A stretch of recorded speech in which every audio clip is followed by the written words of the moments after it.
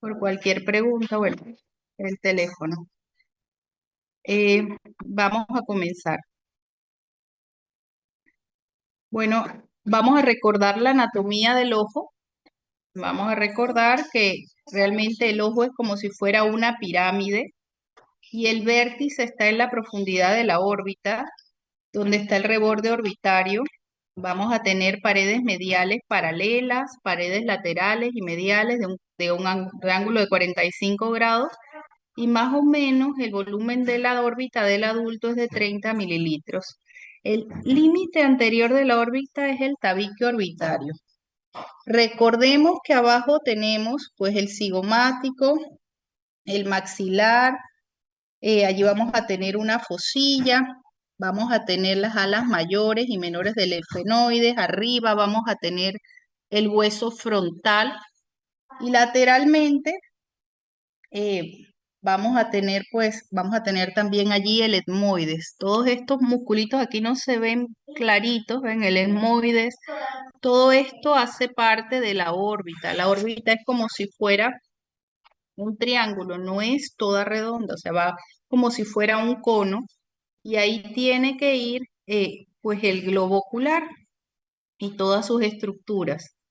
Entonces, tenemos que tomar en cuenta muchos detalles en esta órbita, entre ellos pues que la pared medial, cuando hay traumas, ¿cuáles se fracturan con más frecuencia, gente? La pared inferior, la pared medial o la pared superior, ¿qué les parece?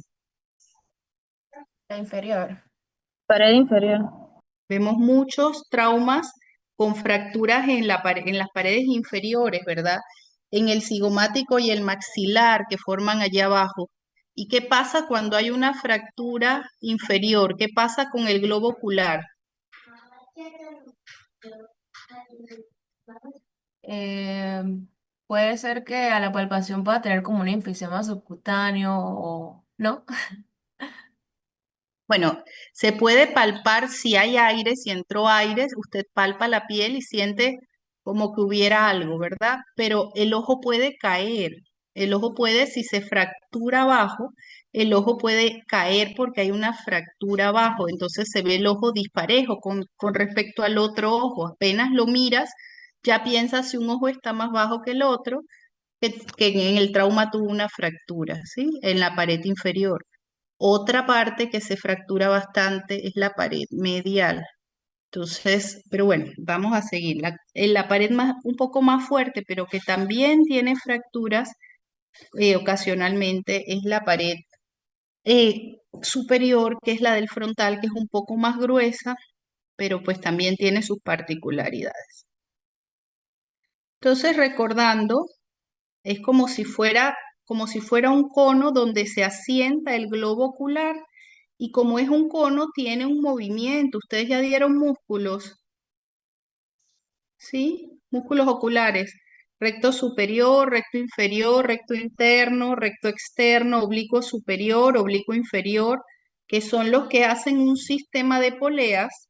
Vamos a pensar que el ojo es mi cara, un músculo jala, el otro jala para el otro lado y esa estabilidad lo mantiene al ojo en el centro. Los de arriba, uno jala para arriba, otro jala para abajo. Y los que hacen intrusión es como los que mueven el globo ocular. Yo les sugiero, bueno, ahora les voy a pedir a la coordinadora cuando terminemos ver un video para recordar pues algo bien importante que quiero que tengan muy presente. Pero bueno, vamos al final del video. Entonces, como vemos, existen estos músculos en la órbita, en el ojo, bueno, dentro de la órbita, estabilizando el ojo, moviendo el ojo. A veces cuando hay fracturas, quedan algunos músculos atrapados y el ojo hace un pseudoestrabismo porque hay un atrapamiento muscular cuando hay fracturas en alguna pared de la órbita. Entonces, todas esas cosas tenemos que tomarlas en cuenta. Ustedes saben que existen pues ¿quién va a arreglar una fractura de órbita actualmente? ¿Qué especialidad? A ver, chicos, les pido que me acompañen en la clase, porque así sé que están prestando atención.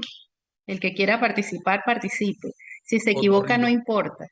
Podrá A ser ver, maxilo, Otorrino, maxilofacial. maxilotorrino, exacto. Maxilotorrino porque tienen que poner clavos, placas y tornillos. Pero el detalle de esto es que muchas veces deben tener un oftalmólogo con ellos para ver los músculos, porque ¿qué pasa? Ellos colocan, bueno, ellos saben, revisan, pero ocasionalmente si el músculo queda un poquito atrapado, viene un pseudoestrabismo, ¿sí? También pueden venir situaciones de entropión y ectropión, que vamos a ver en la clase, que es el mal posicionamiento del párpado inferior. Bueno, volviendo a esta diapositiva, ya que no es un espacio amplio, permite ciertos grados de movimientos en el eje orbitario, que va a ser el eje visual, viendo esos 45 grados. Bueno, entonces vamos a recordar, yo sé que esto es viejo ya lo tienen bien marcadito allí en su memoria, pero de hace unos semestres atrás. Así que recordemos nuestras paredes orbitarias. ¿Ok? Yo les dije muy por encima los principales, pero vamos a recordarlos con cariño. El frontal, fíjense, el frontal es grueso, ven, es más grueso, por eso hay menos fracturas, pero también hay fracturas. De hecho, inclusive, no sé si se acuerdan de hace muchos años que hacían unas cirugías experimentales para bueno, destruir un lóbulo frontal en pacientes que tenían problemáticas psiquiátricas y muchas veces los neurocirujanos entraban por la parte frontal para hacer un,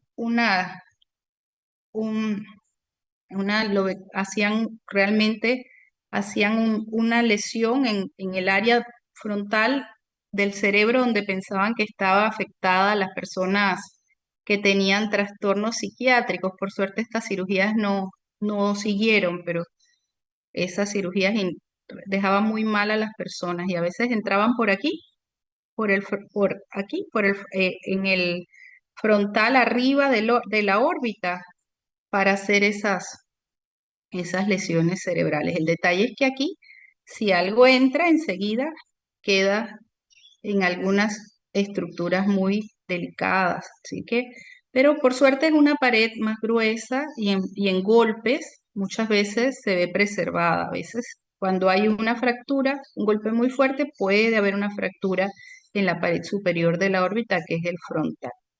Acá vamos a tener el ala menor del efenoides. Y en el ala menor del efenoides tenemos el agujero óptico. Aquí tenemos la porción horizontal del frontal. Acá tenemos, siguiendo el lagrimal que nos da un pedacito. ¿Se acuerdan cuando veíamos los cráneos y los pintábamos? Bueno, un pedacito. Acá tenemos la porción del maxilar superior, la porción ascendente del maxilar superior. También tenemos el cigomático, que les dije cuando les dije el cigomático, por lo menos en esta órbita, vemos el lado del cigomático, aquí muchas veces se fractura y abajo. Entonces, tenemos el agujero infraorbitario inferior, acá el hueso nasal y pues la apófisis piramidal del maxilar superior que va hasta aquí y la hendidura esfenomaxilar inferior. Realmente eso es como un mapa. Tú lo dibujas, te lo aprendes y lo tienes en mente de nuevo. Ya ustedes se lo saben, es solo traerlo de la memoria, ¿verdad? Pero para recordar nuestros huesitos de la órbita. Entonces, si cortamos el cráneo, vamos a tener el seno frontal y vamos a tener los senos etmoidales que están recubiertos por la lámina papirácea. Hay varios tumores que muchas veces afectan estas áreas y van quitando y adelgazando ese hueso y nos llegan pareciera una orbitopatía y de repente lo que tiene es un tumor que se originó en el maxilar y va subiendo, ¿verdad? Va creciendo hacia allá haciendo una lisis del hueso. Ya tenemos el foramen óptico y el seno maxilar.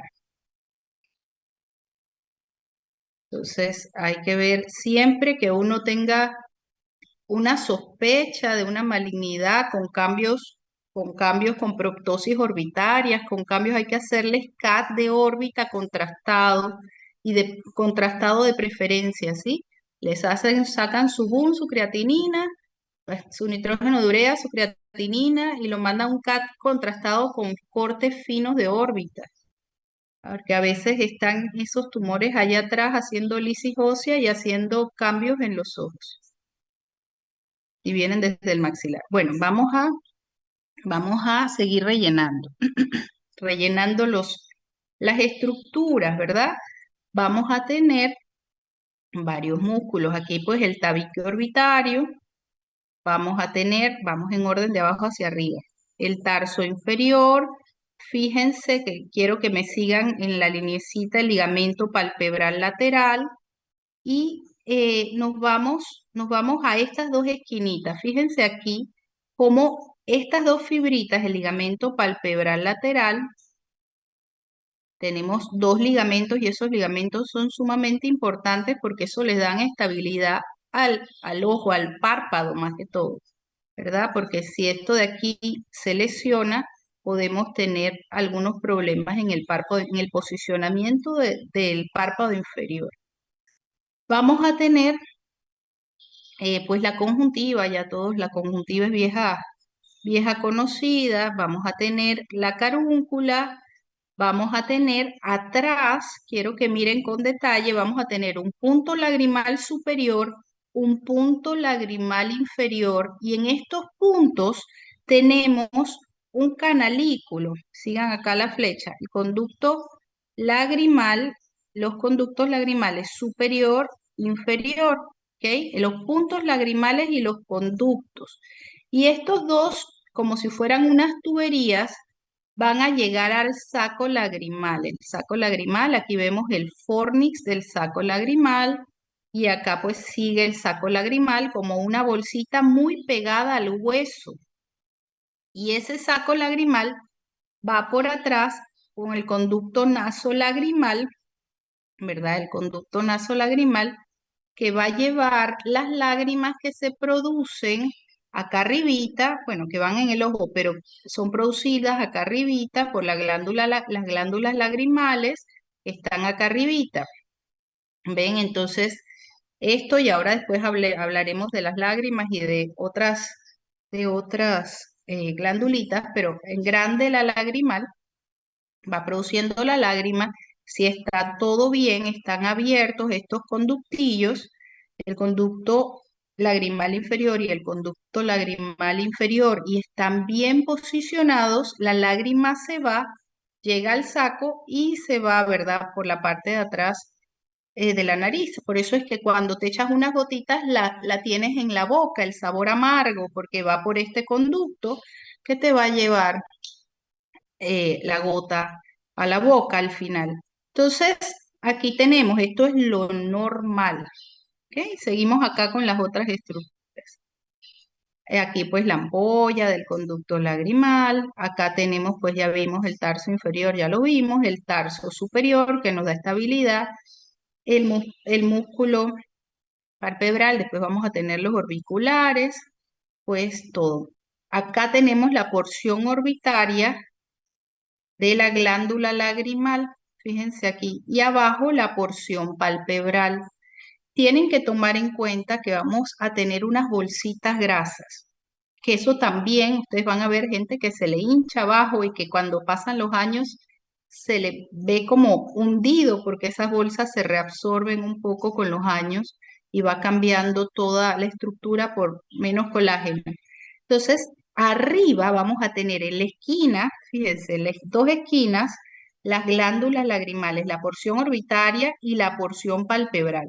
Y a los lados, o sea, en el centro y nasal, van a ser dos paquetes grasos. Todo eso le da pues, un soporte. El detalle es que muchas veces en las cirugías estéticas se les olvida las lagrimales y cuando están quitando grasa superior o están quitando piel y grasa, a veces se llevan la glándula lagrimal o una porción y queda el ojo con una patología que es el ojo seco. Entonces siempre tengan en consideración las lagrimales, inclusive hay cánceres, hay tumoraciones de las glándulas lagrimales, hay algunas glándulas lagrimales que son más grandes, tienes que mandarle un CAT para ver si están bien.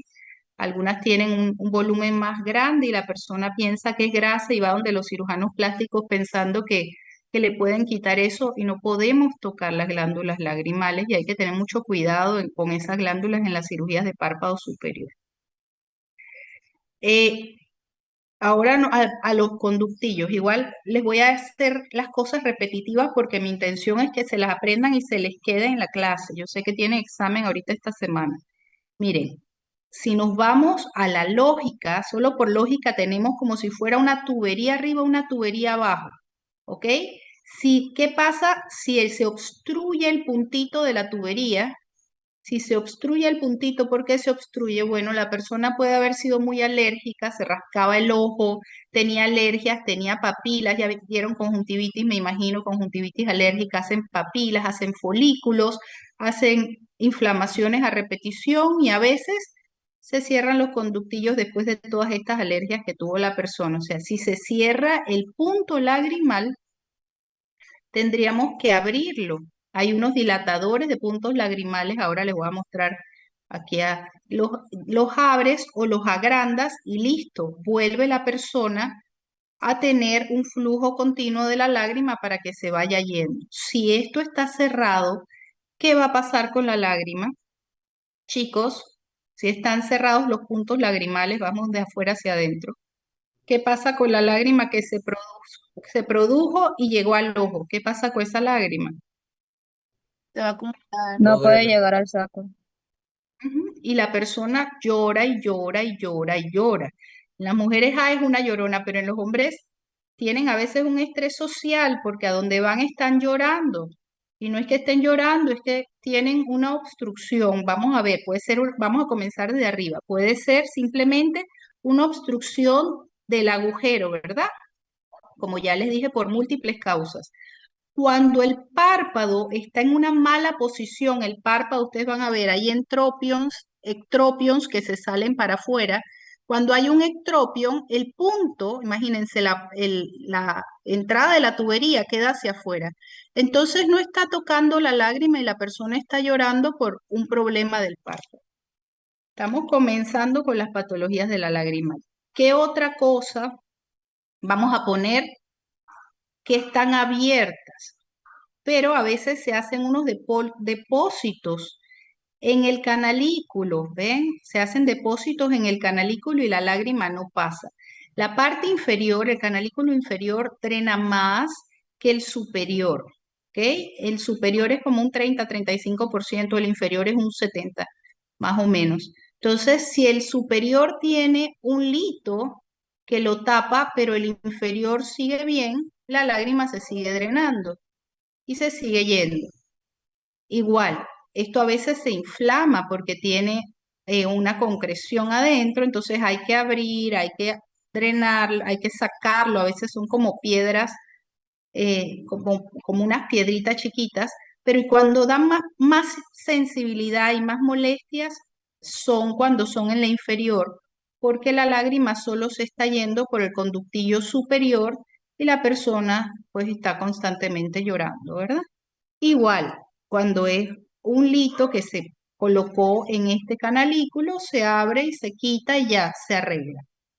Ok, pero si no es allí, doctora, exacto, si no es allí, si es más abajo, fíjense que es un saco, quiero que miren la estructura ósea, el saco está ahí pegadito a la estructura ósea. A veces se bloquea abajo, a veces no se bloquea completamente, sino que hace unos bloqueos, pero a veces sí, cuando se bloquea completamente, las lágrimas van quedando y van quedando aquí, pero ocasionalmente también vienen bacterias. Imagínense esa lágrima más las secreciones, más todo, va quedando ahí. Y si una bacteria canaliza, una bacteria entra en el canal y hace pues hace una infección, se hacen unos abscesos bien grandes. Y acuérdense que este le decíamos el triángulo de la muerte, porque la lámina papiracia es muy delgada y puede ir la infección al cerebro si hay alguna situación grande aquí. Entonces, hay que enseguida tratar con antibióticos y como cualquier absceso, no le pega anestesia, el antibiótico es difícil que llegue, así que se hace un absceso en la lagrimal por una obstrucción de vía lagrimal, que le decimos OVL. Se hace una obstrucción de vía lagrimal y hizo un absceso, hay que tratarla con antibióticos de amplio espectro para aerobios y anaerobios, y hay que hacerle un drenaje, hay que agarramos, limpiamos y con bisturí drenamos el absceso para que mejore. Entonces es doloroso. El problema es cuando está obstruido, hace múltiples veces esos abscesos, o sea, se mejora y después vuelve a hacerlo y hay que operarlo. La operación, cuando hay estas obstrucciones y uno ve el saco, uno ve que tiene el saco obstruido porque le haces un masaje y en ese masaje, por el punto lagrimal inferior y a veces inclusive por el superior, solo haciendo, miren esto, un masaje y aprietas allí en el hueso, sale como si fuera pus de los conductillos. Si la persona es eh, bien portada, vamos a poner, y comienza con los masajes constantes a drenar, a no dejar que esas lágrimas se queden allí paradas y que esas secreciones se queden paradas y se hacen un drenaje todos los días, 5 veces al día, a veces no se vuelve a hacer pues el absceso. Pero la solución para esta patología, que es la obstrucción de vía lagrimal, donde hay una obstrucción completa y donde se está viendo saco retenedor que está reteniendo pus, es la dacriorinocistostomía. Hay dos tipos de cirugía. Tenemos la cirugía abierta y tenemos la cirugía endoscópica. ¿Ok? Las dos cirugías lo que van a establecer es una vía extra con unos tubitos que le dejas 3 meses para que hagan una vía para que no se pare allí la lágrima. A veces se tapan aunque hagas la mejor cirugía y tienes que reintervenir. A veces se dan estas obstrucciones por genética, o sea, la persona, toda la familia le dio y a la larga, pues esos canalículos son muy finitos y a cierta edad, pues a la familia le da. Vemos eso, vemos a veces características así. A veces son obstrucciones, nace el niño y es en los niños tenemos una válvula que no se ha terminado de formar. Cuando en los niños tenemos una obstrucción de vía lagrimal, tenemos que calmar mucho a las madres porque van haciendo conjuntivitis a repetición.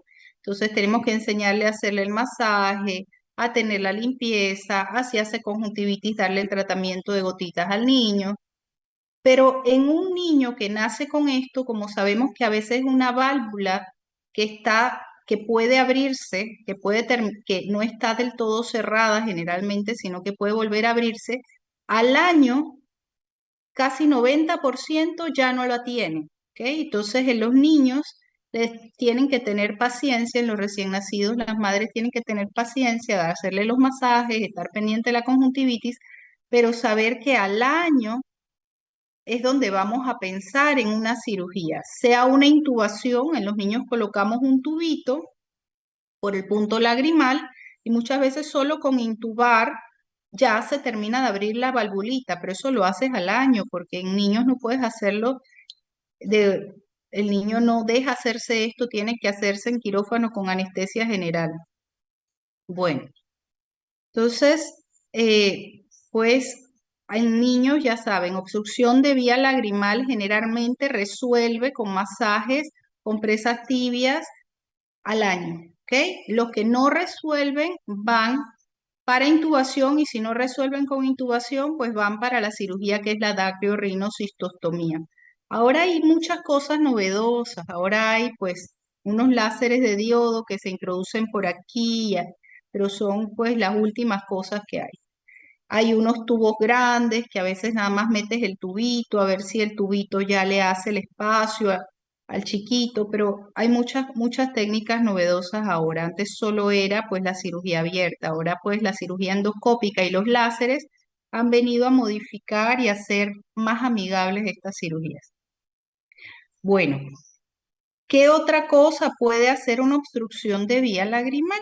A ver, María Centella, cuénteme, ¿qué le parece que le puede, que tiene muy cerquita este saco lagrimal? Muy, muy cerquita. Y que se fractura, ya les dije, con gran facilidad. Puede ser el tabique nasal. Exacto.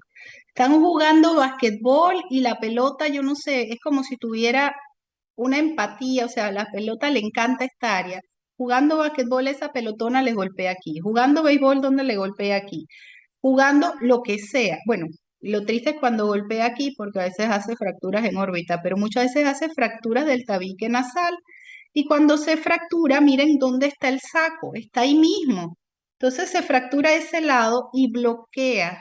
Y después de la lesión, que a veces ni se dieron cuenta que tuvieron una fractura, viene la obstrucción de vía lagrimal. A mí me llegó en estos días un surfer, un muchachito, 18 años, básicamente decía, no aguanto más de tanto llanto. Él no tuvo ningún absceso, sino que lloraba y lloraba y lloraba y lloraba. Y le digo, ¿tú qué haces? Y era instructor de surfer. Y le digo, bueno, ¿cuándo te comenzó esto? Hace un mes. ¿Qué te pasó con la tabla de surf hace un mes? Y me dice, ¿cómo sabe? Le digo, bueno, te fracturaste la base nasal, posiblemente con la tabla de surf, y de ahí comenzaste a llorar porque ahí dañaste pues la estructura con la fractura. Y le comencé a mostrar y le palpé, él ni se había dado cuenta, pero exactamente hacía un mes se había golpeado surfeando y pues tuvo la fractura que no identificó, porque a veces no identificas, te golpeas un poco y ya no le das importancia, y menos con la adrenalina que lleva en el momento, y eso hizo un desplazamiento del hueso nasal, hizo una obstrucción de vía lagrimal, y ahí se dio cuenta cómo vino la cadena de eventos. Y bueno, ahí se le tomó pues el perfilograma, en el perfilograma salía la fractura, en otros países se sondea y se ve a dónde está la obstrucción y dónde se lesionó el canalículo. Aquí en Panamá, pues solo un doctor hace ese estudio, pero porque ahí si haces el estudio y colocas un medio de contraste y vas viendo las imágenes, ves a dónde está, si es una obstrucción completa, si es una obstrucción parcial del canalículo, ¿ok? Del canalículo o en el saco o en las válvulas, todo con, pues, con imágenes. En otros países tú nada más se lo mandas a radiólogo y él te lo manda de vuelta y ya sabes qué hacer. Si lo vas a intubar, si le vas a poner un monoca, que es un tubito que se hace pequeño, si le vas a usar un lásercito, o sea, pero acá todavía necesitamos pues un poco más de avance, no, porque tenemos gran avance, pero que nos evalúen estas estructuras. El detalle es que no es tan frecuente a no ser por traumas esta situación, porque genéticamente pues no se ve tanto, nuestra población es chiquita. Entonces, eh, el detalle es que la vía lagrimal pues es un mundo. Este saquito, otra cirugía que hacen es simplemente la marsupialización del saco. Se abre aquí, justo donde tenemos como, se nos ve esta línea para que después la línea opaque la cicatriz y se corta ahí pegadito a la nariz, se corta todo el saco, pero ¿qué pasa si tú cortas el saco y la cirugía que te hacen es una marsupialización? Sigues llorando. Las lágrimas tienen un papel importante en el ojo. Hay gente, si tú se lo haces a una viejita de 90 años que no le importa, pues una cicatriz más y una arruga más y tiene un ojo seco severo y ese lagrimeo le está haciendo pues un bien en el ojo, tú piensas, bueno, de repente la marsupialización de saco le conviene porque tiene un ojo seco severo y esa lágrima le está protegiendo del ojo seco severo porque tiene medio Alzheimer, estamos en una señora mayor que se le olvida echarse las gotas, entonces le cierras el saco, pero va a seguir con el lagrimeo si no le haces un tubo, no se va a infectar más, no va a hacer más abscesos, pero va a seguir con esa molestia del lagrimeo de repente en una persona mayor con ojo seco severo le convenga, pero en una persona joven no le conviene una marsupialización de saco, le conviene pues una intubación.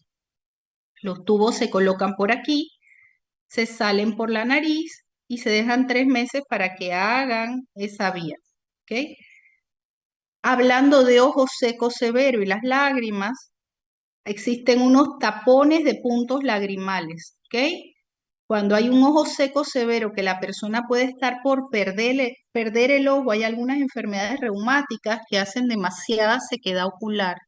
Y en esas enfermedades reumáticas resulta que las personas muchas veces no viven, tienen que tomar medicamentos, medicamentos ansiolíticos, tienen que tomar medicamentos para la depresión, de todo, porque tienen que usar gotas hasta cada media hora si no tienen dolor y ardor. Esos ojos secos severos son una cosa terrible. Para ojos secos tenemos muchos tratamientos, muchas lágrimas, dependiendo si es un ojo seco evaporativo, si es un, bueno, esta no es clase de ojo seco. Hay PL que son unas luces pulsadas, situaciones con la glándula de meibomio que se hacen una estimulación, pero al final, si el ojo seco severo persiste, que ahora sí nos vamos a lo de la clase, que por eso se los estoy mencionando, les tapamos los puntos lagrimales para que esa lágrima se quede en el ojo y esa persona pueda vivir sin tanto dolor. ¿Y qué le importa a una persona estar llorando si el ojo se está salvando y si no le está doliendo? ¿Ok? A veces inclusive quemamos y cerramos los puntos lagrimales en esos ojos secos severos que ya no, ya se trató todo, toda gota, toda luz pulsada, todo tratamiento y le quedan tapones lagrimales. Le pones los tapones, el problema es que los tapones tienes que cambiarlo, a veces el paciente no viene y a veces el mismo tapón migra y el tapón después hace una obstrucción de vía lagrimal porque el tapón se le va al conducto lagrimal cuando la persona se porta mal y no se los va a cambiar y no se los va a vigilar. Pero en ojos secos severos les ponemos a veces tapón de vía lagrimal. Si no funciona, se le caen, no los tolera, cerramos los puntos y sellamos los dos puntos para que esa lágrima quede en el ojo, en el ojo y el ojo tenga pues una mayor lubricación. Entonces, son muchas cosas las que nos interesa con este pequeño tubito que vemos aquí. ¿Ok? Bueno, les hablaba también de los paquetes grasos, o esta diapositiva me da para seguir hablando.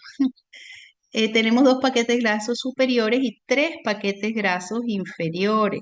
Esos tres paquetes grasos nos dan estabilidad. A veces hay gente que tiene una protrusión o cambios en el tabique orbitario que hace algunos cambios en esos paquetes grasos inferiores y se los quieren quitar.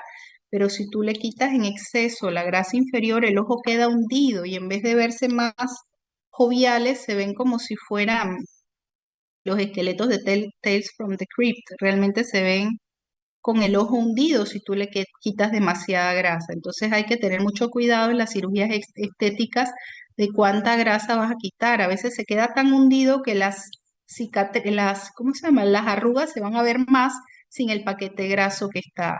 También hacen transposiciones de grasa para los que tienen el ojo muy hundido y les colocan grasa allí, pero la grasa tiene una capacidad de infectarse muy grande. Entonces han parado y han colocado ahora muchos rellenos. Cuando hay esas situaciones, le colocan la aguja de acá y van infiltrando rellenos. Pero bueno, hialuronatos y cosas así. Vamos a celulitis orbitaria. Chicos, esto es de todos los días. No que es alérgica, que comió maní, no que comió pescado, no que pasó enfrente a la paella y se hinchó y después se rascó y cuando se rascó se metió una bacteria, esa bacteria inflamó. Entonces, a veces tenemos simplemente las situaciones alérgicas y a veces tenemos situaciones sumadas a una infección bacteriana. Cuando ustedes ven esa celulitis, siempre llamen al oftalmólogo, ¿sí?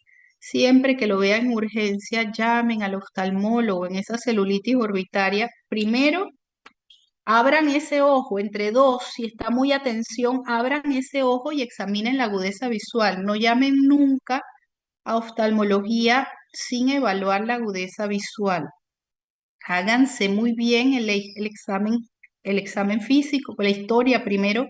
La historia es básica. Cuando ustedes ven cualquier tipo de equimosis o edema palpebral, tienen que descartar cualquier cosa, ¿verdad? Traumas, tienen que descartar pues alergias, tienen que descartar infecciones, tienen que saber cómo pasó esto, cómo llegó a esto.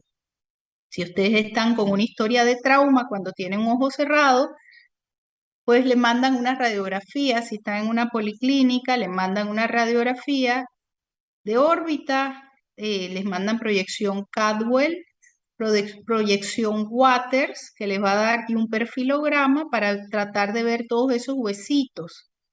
Pero el examen realmente que te va a dar el detalle es el CAT. El detalle es que muchas veces no cuentan con CAT en el momento, pero si es un trauma, el estándar es el CAT, no la radiografía. La radiografía sería algo inicial. En estos días me llegó un señor que lo golpeó el hijastro, señor de 93 años, lo golpeó el hijastro, donde yo estoy, solamente hay radiografías, le mandé todas las tomas y tiene una fractura, me llamó poderosamente en pared, yo me imaginaba en pared inferior alguna lesión pequeña y tenía en pared superior, ¿verdad? Que es más gruesa, o sea, que le pegó con todo. Y ahí lo tuve que mandar urgente al CAT a ver si esa fractura cómo está, porque no solo ves la línea de fractura, pero no ves más detalles, no ves si está desplazada, no ves si puede ser peligrosa. Entonces, para el globo ocular, el globo estaba intacto, pero tenía una línea de fractura en, pues, pero eso fue un trauma. Si estamos pensando igual, tienen que tratar de abrir el ojo. ¿Qué pasa? Si está demasiado a tensión un ojo, hace como un síndrome compartamental. Igual que en los músculos, si hace un síndrome compartamental, puede hacer una lesión en la presión dentro del ojo y puede lesionar la visión para toda la vida, puede afectar al nervio óptico y lesionar ese ojo y esa visión para toda la vida. Entonces, tienen que tratar de abrir el ojo. Si no abre, tienen también que avisarlo enseguida porque no le tomaron la visión porque no podían abrir el ojo. Es muy raro que no puedan abrir un ojo.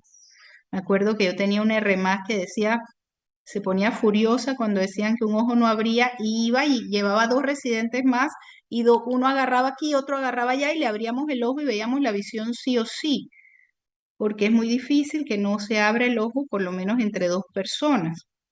Entonces, si no se abre un ojo, hay que bajar la tensión del ojo y enseguida el oftalmólogo lo tiene que meter a salón, ponerle anestesia y abrir lateral para que esa tensión baje y no mate la visión, ¿ok? Entonces, es bien importante comenzar viendo que abra el ojo, que la tensión no sea tan grande porque esa presión puede hacer mucho daño.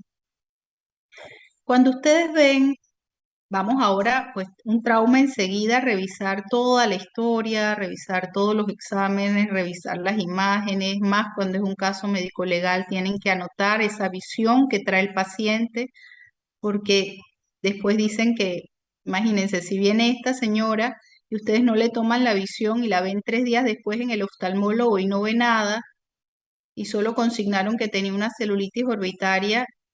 Dice, puede alegar un abogado que ella hizo un síndrome compartamental y perdió la visión porque ustedes de urgencia no llamaron al oftalmólogo, si eran médicos generales, y no le hicieron un tratamiento sencillo que es pues eliminar la tensión. Entonces, siempre consignen la agudeza visual, siempre abran el ojo aunque sea entre dos personas y consignen la agudeza visual de ese ojo, y si no la pueden consignar, de verdad no pueden abrir el ojo, el oftalmólogo tiene que verlo, ¿ok? Porque muchas veces llegan urgencias así y simplemente le ponen celulitis orbitaria, le mandé dicloxacilina, ya. Ni siquiera escriben la visión del ojo derecho, eso es un error grave.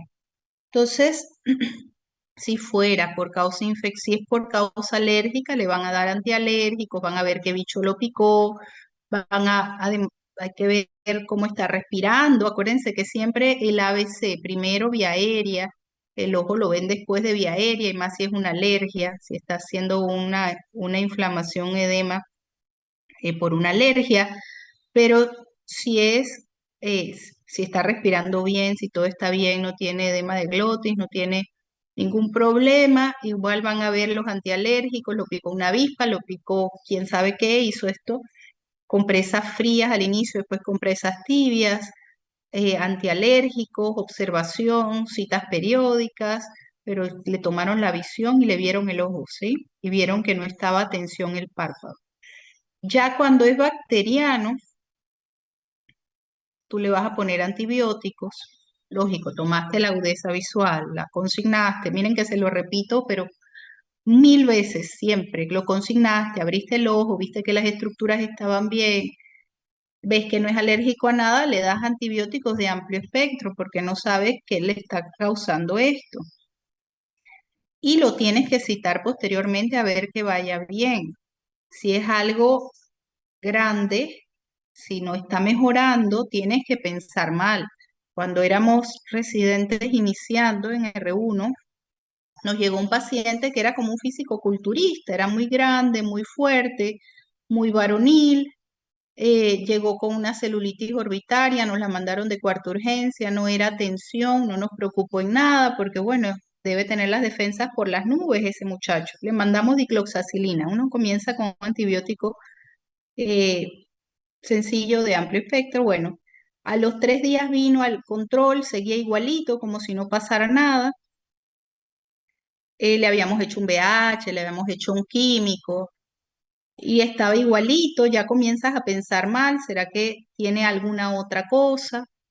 De allí lo mandamos a colocar intravenoso, oxacilina IV y seguir con, le cambiamos a amoxicilina clavulanato, un poco más fuerte que la dicloxacilina. Siguió con la amoxicilina clavulanato 3 días, regresó con nosotros, estaba igualito. Era como si no hubiera avanzado el cuadro en nada. Y pues allí pasó un jefe de nosotros y le decimos, doctor, fíjese que lleva con tratamiento tanto tiempo, con compresas, todo ha estado bien, y no mejora. Y nos dice el doctor, vengan acá, y nos lleva aparte y nos dice, pensaron en SIDA o pensaron en alguna en algún que está inmunocomprometido de alguna manera, y nunca lo pensamos porque es que no era normal que un muchacho de esa edad tan joven, tan fuerte, no mejorara en esos días con el antibiótico. Y cuando mandamos pues los exámenes, efectivamente era VIH positivo. Por eso no mejoraba con todo lo que le poníamos. Tuvimos que controlarlo con infecto y a raíz de una celulitis orbitaria se dio cuenta ese muchacho que tenía pues una situación avanzada porque ya era pues un VIH positivo y tenía pues los conteos en el piso. Cuando ya lo trató infecto y seguimos tratando nosotros, ya, puf, mejoró. Entonces, siempre observen estos casos. A veces tú nada más piensas, ah, es una celulitis orbitaria.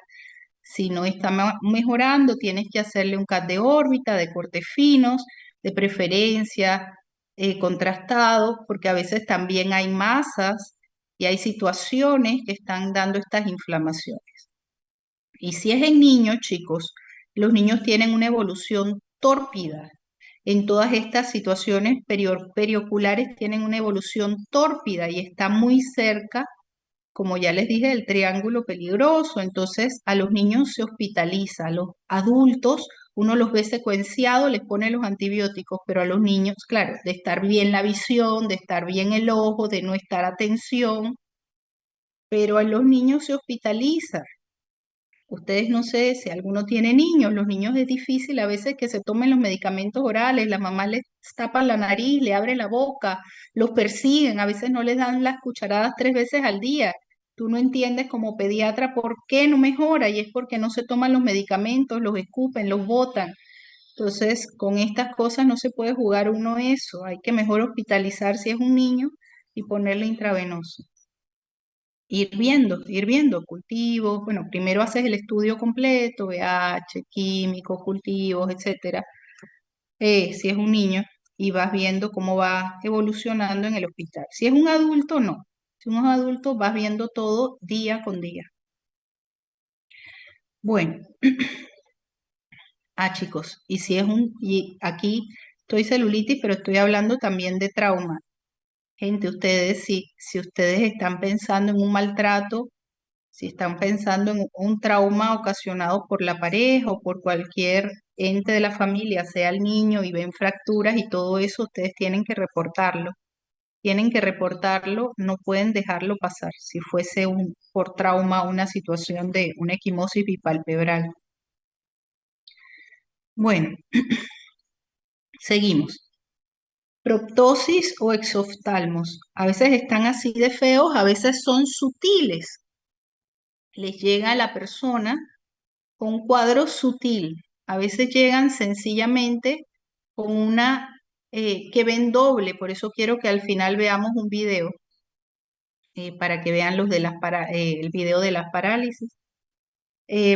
Pero a veces son sutiles, a veces sencillamente la persona se da cuenta que va comenzando una retracción palpebral y que el ojo se le ve un poquito más grande.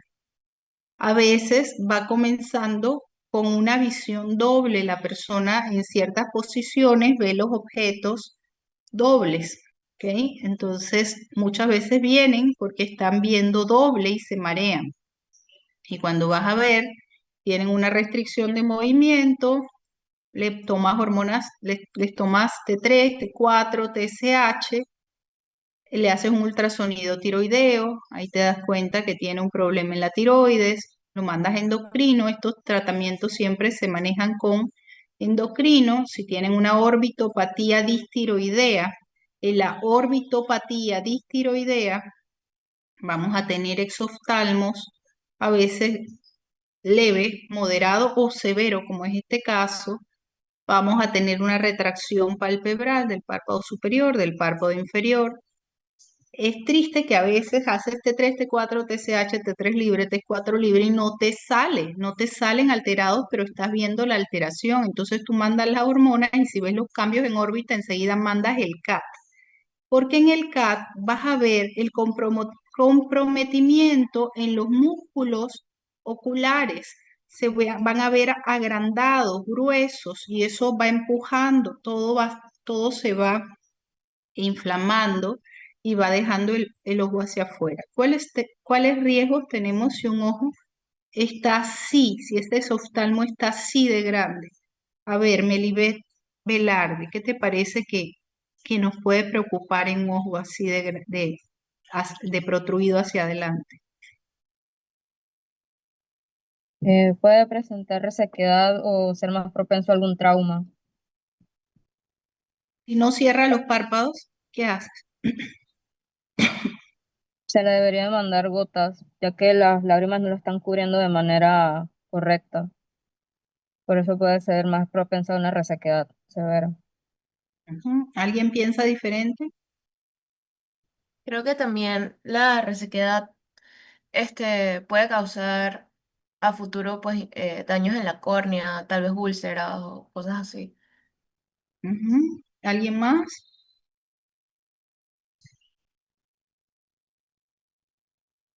Podría ser que al no tener la protección de los párpados para cerrarse adecuadamente, cualquier brusca le puede causar alguna lesión, algún daño. Ujú. Bueno, todos en lo correcto. Puede perder el ojo. Si el ojo no se cierra, lo puede perder por todo lo que ya dijeron. Si un ojo no cierra, si está expuesto de esta manera y no puede dormir, al momento de dormir no se le cierran los ojos, le puede pasar de todo. Puede hacer una úlcera corneal, esa úlcera se puede infectar, se puede abrir el ojo, se puede perder el ojo. Puede caer una brusca, puede hacer una lesión corneal o conjuntival, una infección, puede perder el ojo.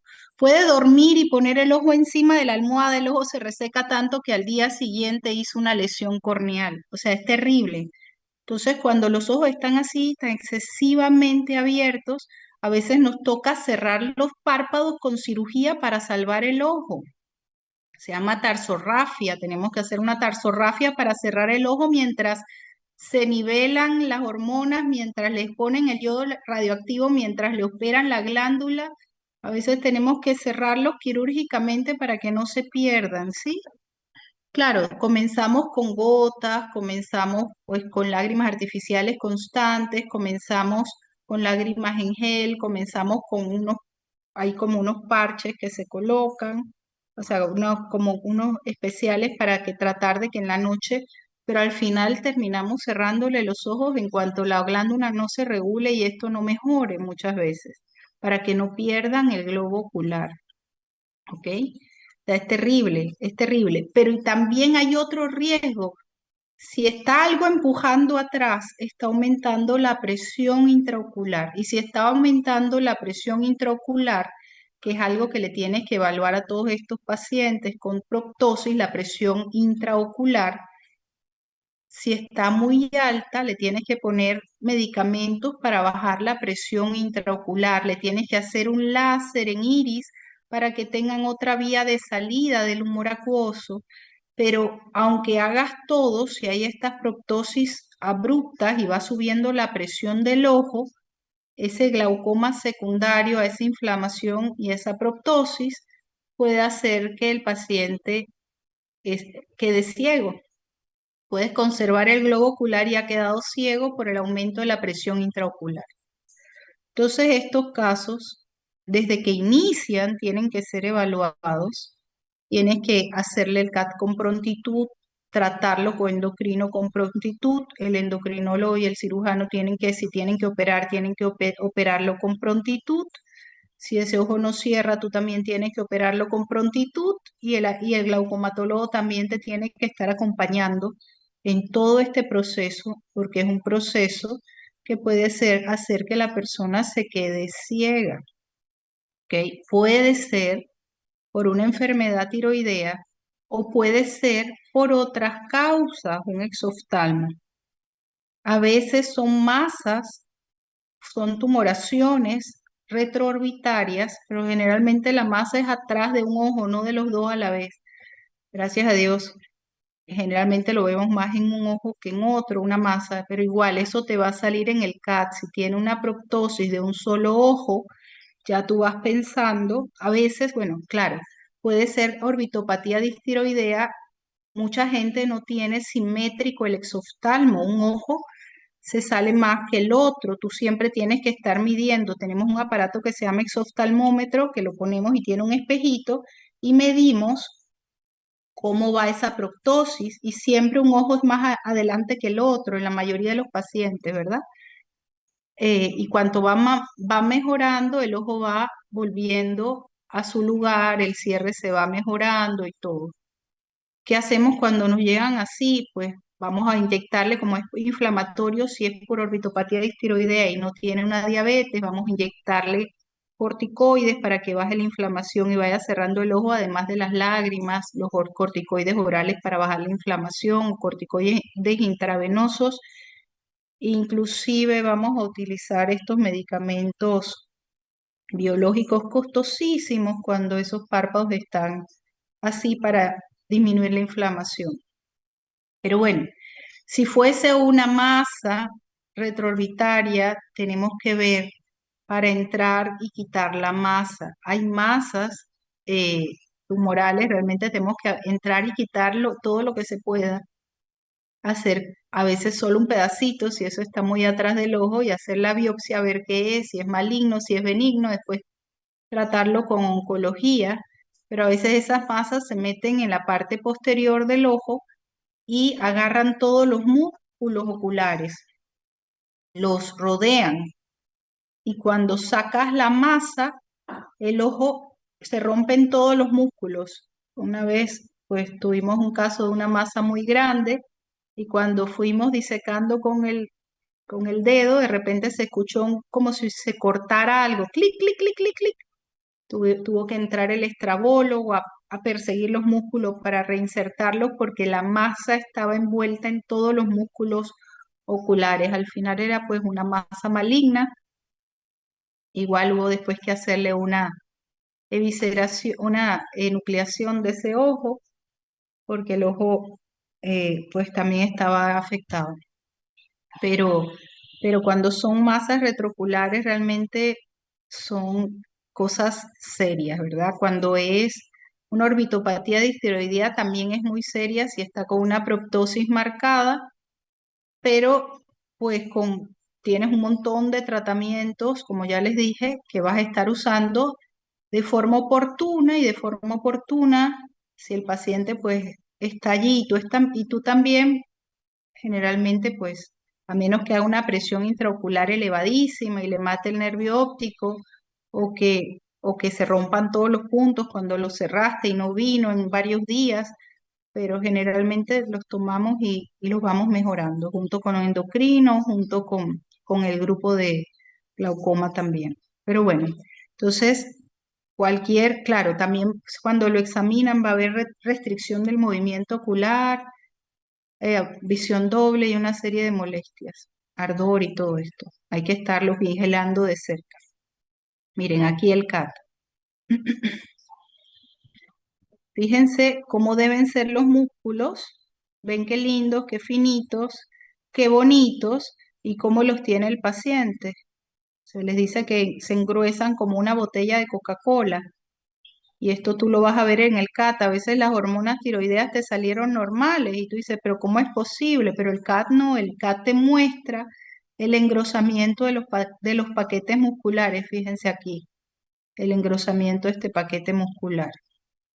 Entonces, ya cuando hay engrosamiento de paquete muscular, si no te salieron las hormonas, si no te salieron, perdón, las tiroideas, tú sabes que las hormonas están descompensadas y el endocrinólogo le manda un TRAP y ahí siempre sale que es tiroideo a ver qué tratamiento le da el endocrino. Nosotros siempre lo estamos vigilando con endocrino, viendo a ver cuando van mejorando todos los valores, se van muchas veces desinflamando. A veces mejora todo y los músculos siguen con aumentos de volumen y tenemos que tratarlos con corticoides a 1 miligramo por kilo de peso, irlo bajando semana a semana, ir evaluando al paciente. ¿En quién podemos usar corticoides? Pues en pacientes que estén bien. ¿En quién pensamos no usar corticoides orales que si tienen la glicemia alta, si tienen osteoporosis, si tienen úlceras sangrantes? Tenemos que esperar antes de darle un tratamiento corticoideo, porque como ustedes bien saben, a 1 miligramo por kilo de peso, tú no lo puedes suspender, lo tienes que ir bajando de a poco, si no le vas a hacer un problema renal. Entonces, es el tratamiento para bajar esa inflamación ocular. Si está muy proptótico, le inyectas, pero además les das oral y les das intravenoso. ¿Ok?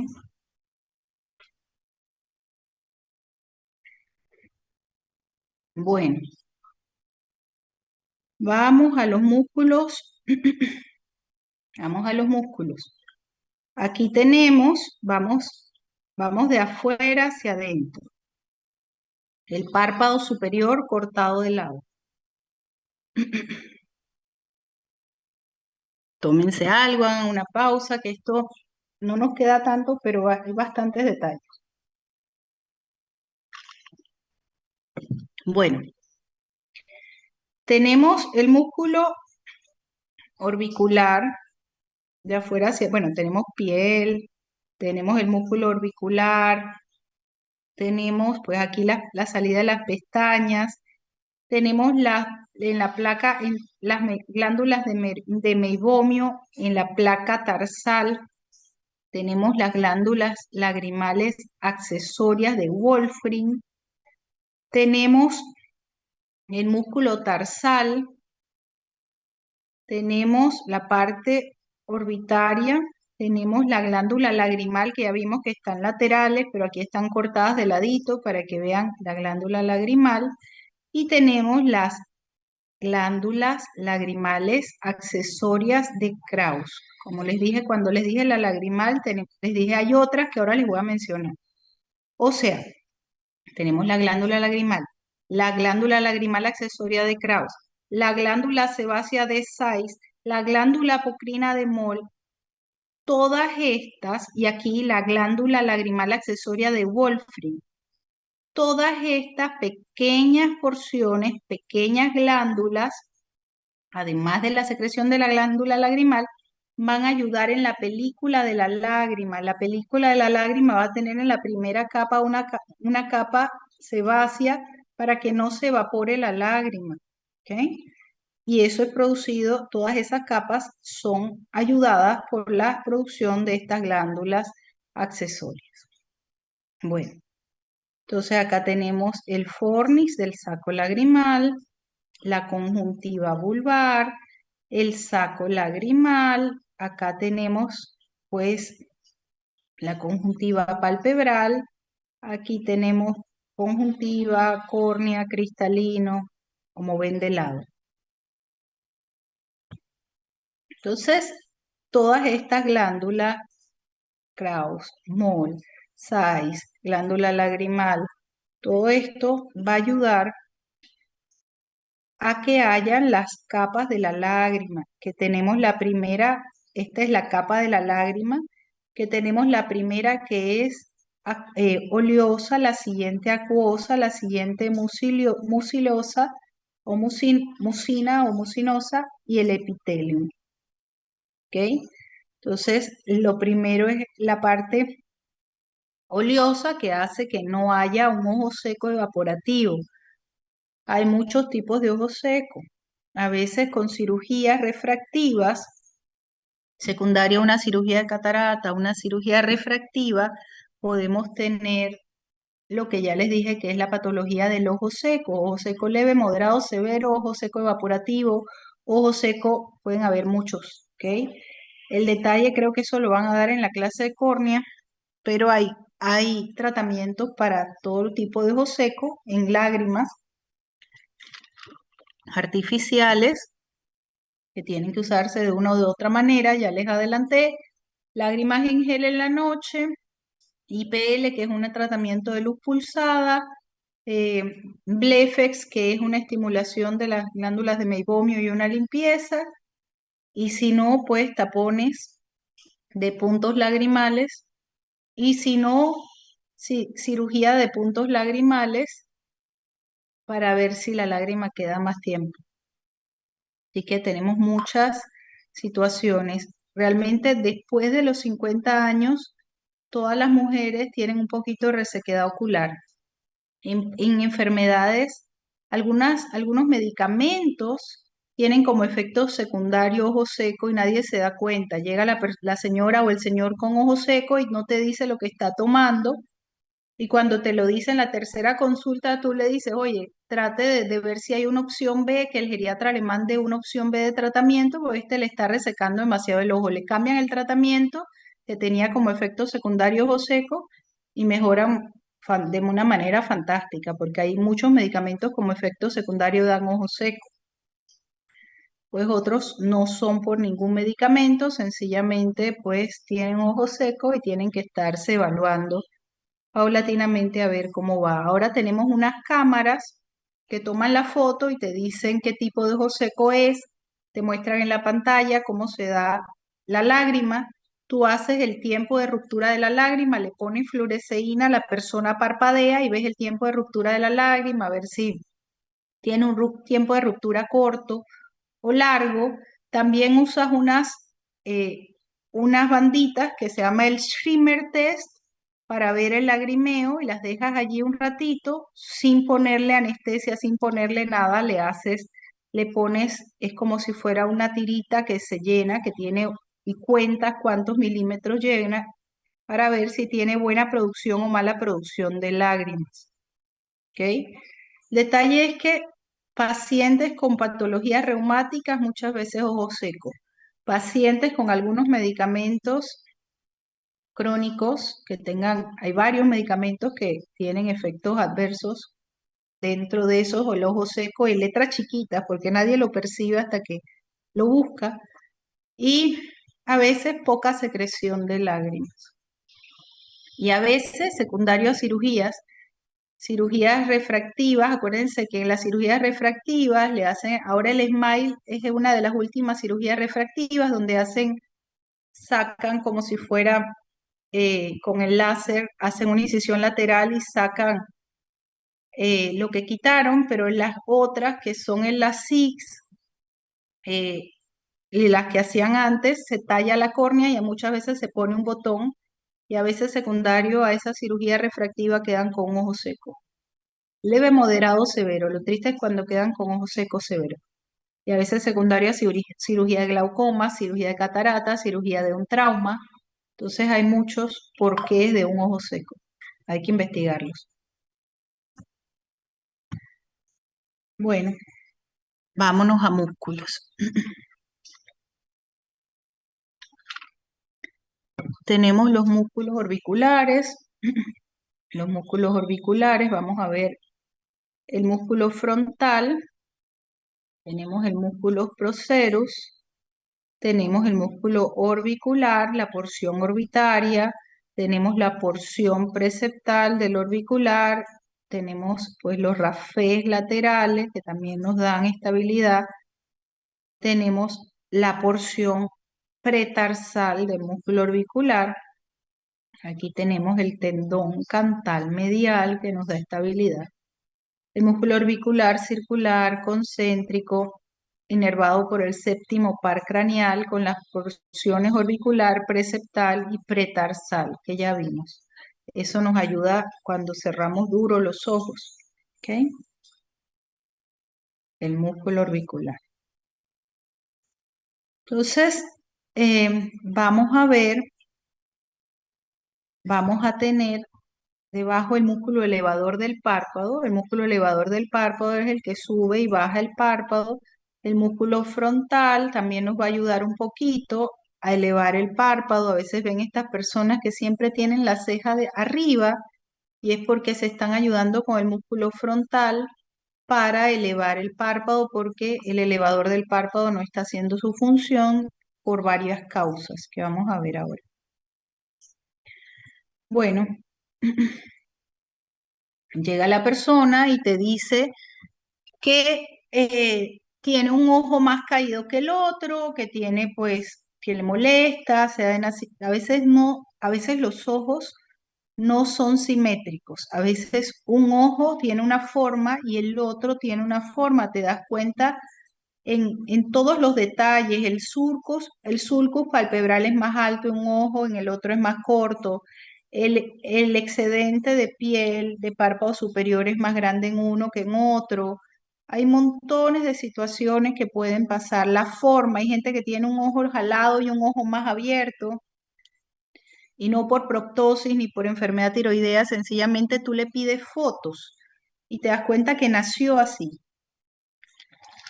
Es importante pedir fotos cuando tienes una duda y tomarle fotos y tomarle medidas para que la persona vea, porque si las formas de los ojos son completamente dispares, puede ser el mejor cirujano plástico, pero no las vas a dejar iguales, ¿ok?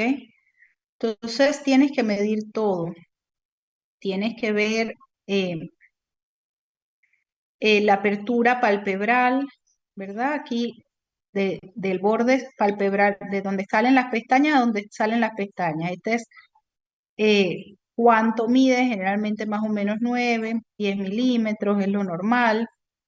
Vas a ver hasta donde está la línea.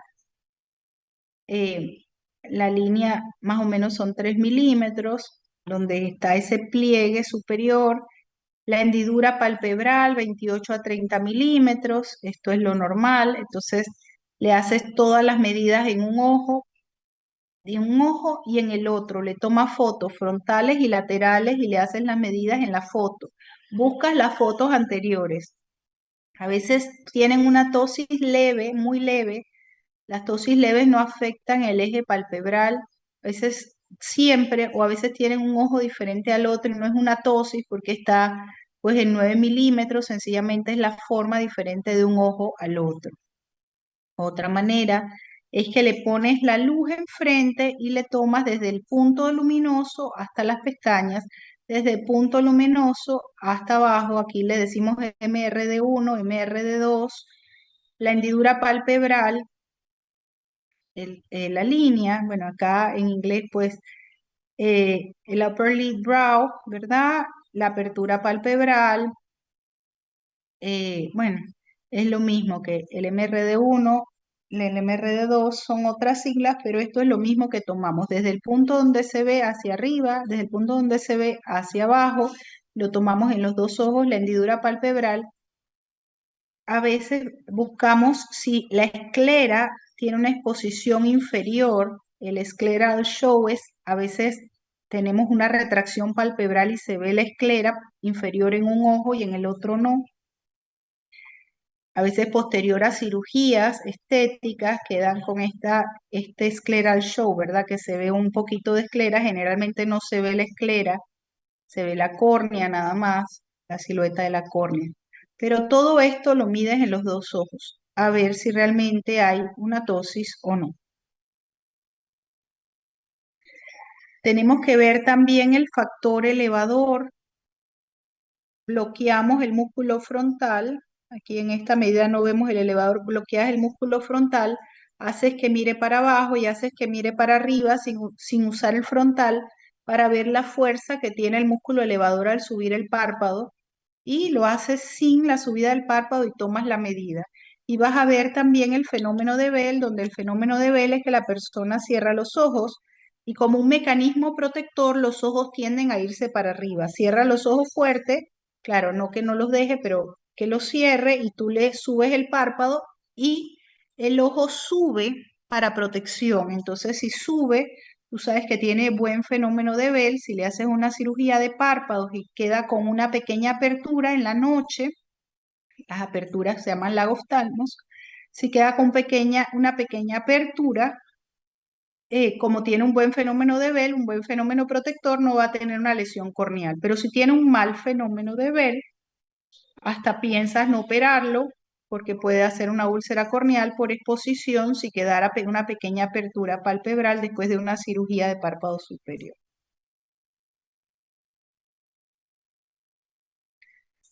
Ok, vamos a ver en este chiquitito. ¿Ustedes piensan que tiene una tosis o no? ¿Y en qué ojo tiene la tosis? Si no se voluntarizan, los voluntarizo. A ver, Sería en el izquierdo, doctora.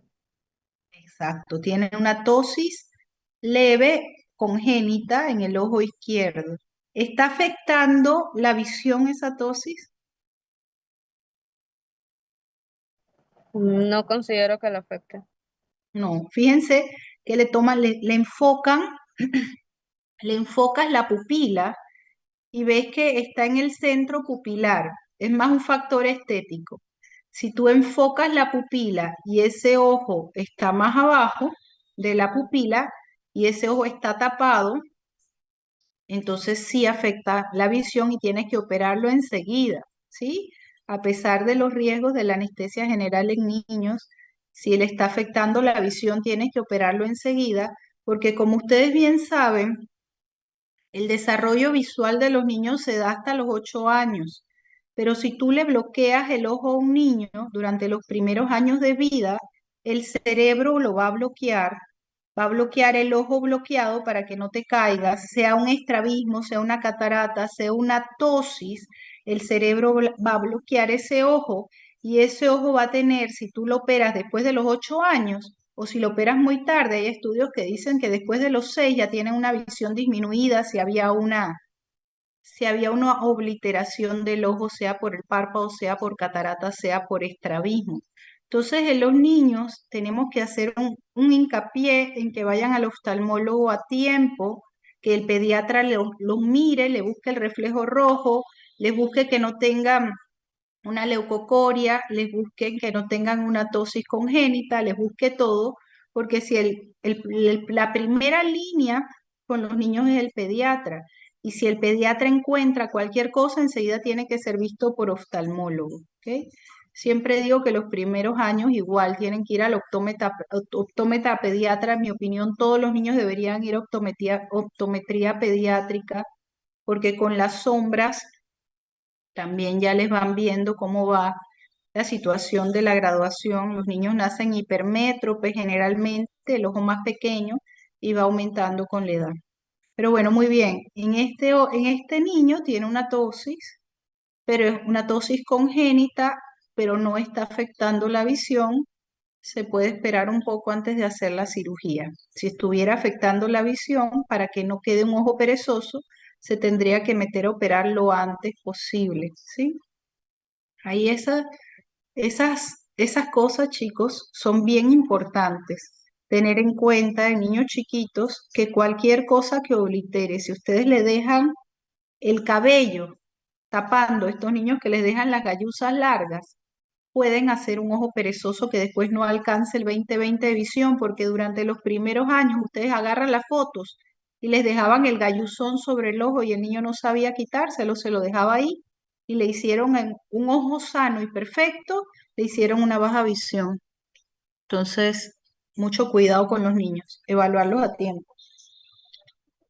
Ahí sobre niños vamos a hablar en la próxima clase, pero Hay muchas cosas que hablar. Si ustedes ven una leucocoria, una catarata congénita en un niño, hay que operarla rápido. Ahí llega un paciente súper bien operado, 8 años, la visión en 20/200 en ese ojo, 20/200 es ceguera legal.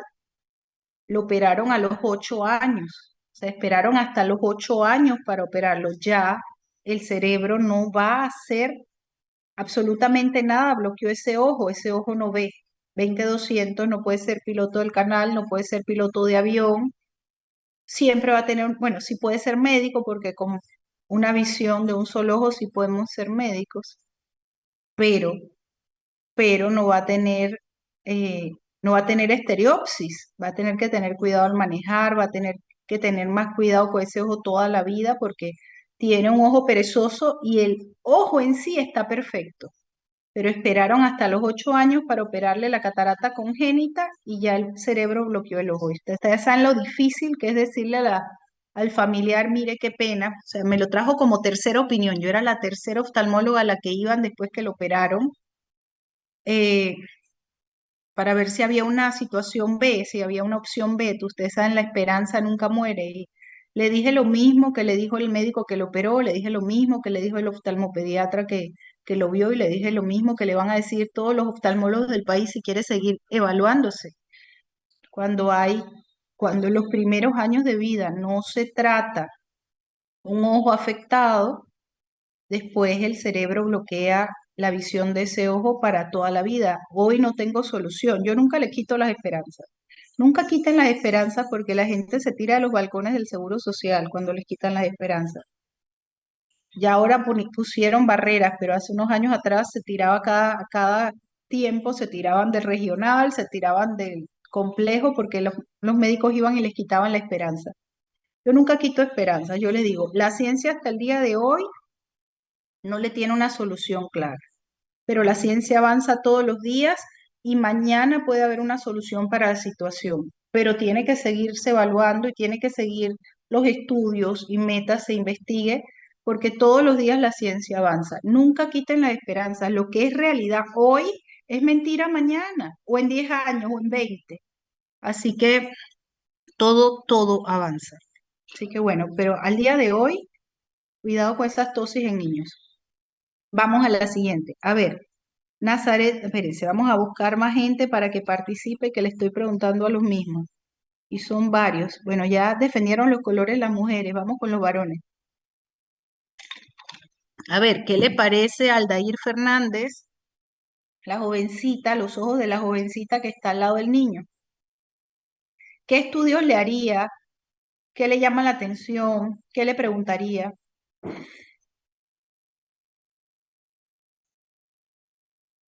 Aldair Fernández.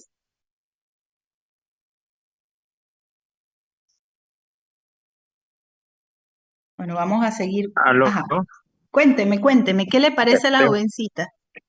tengo como ¿Qué un problema en tiene? la pantalla, doctora. Déjeme Ah, tratar de... tranquilo, déjame pasarle pasar la pregunta adelante, no se preocupe.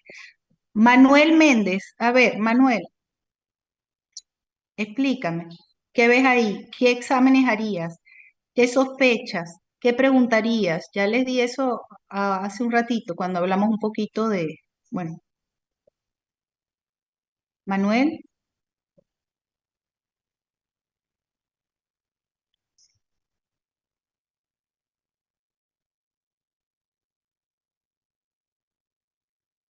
a ver, Luis Moreno,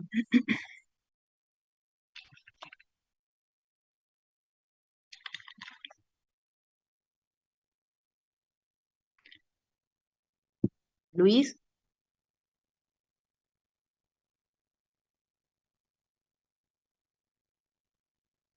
siga, sí, usted era el que seguía, dígame.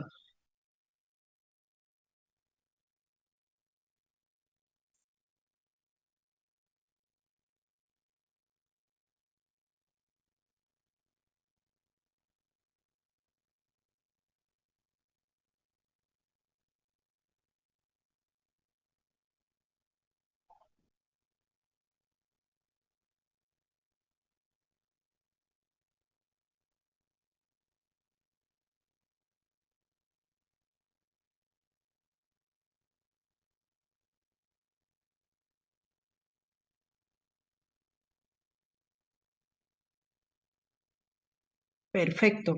¿Qué cosas le preocuparían? ¿Qué le va a decir? ¿Qué exámenes le va a hacer? O sea, viéndola, ¿qué le va a pedir que haga? ¿Mm?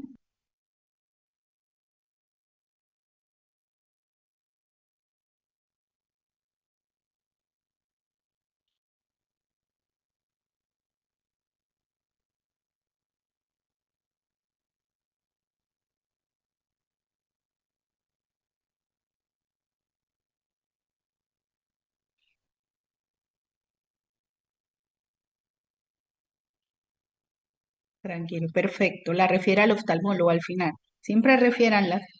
No se queden con eso, refiéranlas.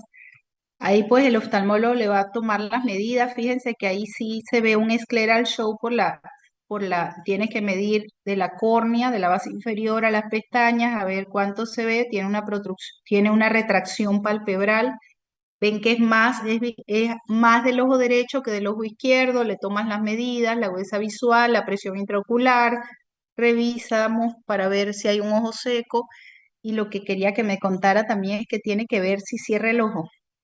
Si cierra el ojo y si lo deja bien cerrado, tiene menos riesgos de resequedad que si no lo cierra del todo. ¿Ok? Y el buen fenómeno de Bell, si no cierra del todo y tiene un buen fenómeno de Bell, no se va a resecar. ¿Se acuerdan que les dije que cerraban los ojos? Y ustedes tratan de abrirlo y el ojo se va para arriba para protección. Muy bien. También visión doble. Le hacen, le hacen los movimientos oculares y se fijan si algún ojo se queda en los movimientos oculares normales y si tienen visión doble. Y las fotos me gustó mucho que lo recordaran. Bueno, entonces los tipos de tosis, vamos a verlas. Mm, Tenemos tosis palpebrales aponeuróticas, tosis palpebrales miogénicas, tosis palpebrales mecánicas y tosis palpebrales neurogénicas. Con los años, bueno, aquí me faltó la congénita. La congénita, el niño nace con desinserción o menos fuerza en el músculo elevador. Hay que tomarle las medidas, hay que ver para qué cirugía aplica. Las cirugías para tosis palpebral, una se llama Fasanella de Servat. La Fasanella de Servat es que se trabaja abajo del párpado y se acorta, y cada 2 milímetros que tú cortes, sube 1 milímetro. O sea que si es una tosis leve y la persona pues aplica para esa cirugía, le haces una Fasanella de Servat. También tenemos otra cirugía que haces en la parte de tarso, ¿verdad? Dando una eversión del párpado, que se llama conjuntivo miulerectomía, donde haces un acortamiento también abajo, adentro del ojo, que no va a dejar ninguna cicatriz, y también hace una elevación del párpado unos milímetros. Riesgos de las cirugías que vas a hacer abajo del párpado, pues los riesgos son que hagan cicatrices o que hagan queloides. O sea, también la gente que hace queloides puede hacer cicatrices como unos quistes que después tengas que quitar del párpado, que hagan formaciones de unas cicatrices gruesas que hagan cambios de forma del párpado superior. Generalmente no los hacen, pero hay casos y cosas. Eh, lo bueno de las que haces así, para los que aplican es que no le queda ninguna cicatriz porque está debajo del ojo. Otro riesgo, si hacen una cicatriz gruesa, es que esa cicatriz lesione córnea, por lo que tengas que ponerle inicialmente, porque al comienzo le dejas puntos, también que los puntos hagan laceraciones corneales o úlceras corneales, así que a veces le dejas lentes de contacto terapéutico si trabajaste eh, interno, ¿verdad? Hasta que le pones generalmente unos puntos que se reabsorben. Cuando se reabsorben ya le quitas el lente de contacto.